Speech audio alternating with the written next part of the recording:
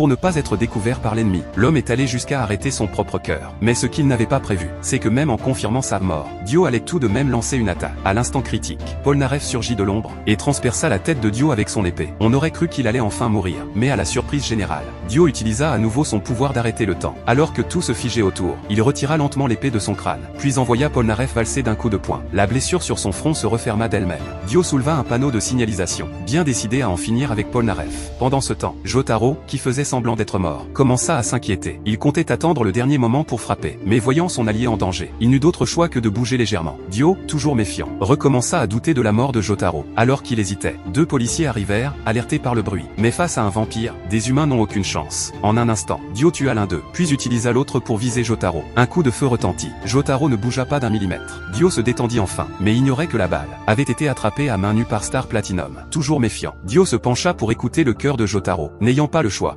Jotaro força son cœur à s'arrêter, pour simuler une mort parfaite. Heureusement, Dio finit par se relever. Mais à peine leva-t-il son panneau pour frapper, que Jotaro surgit d'un coup, et lui explosa la moitié du crâne d'un seul coup de poing.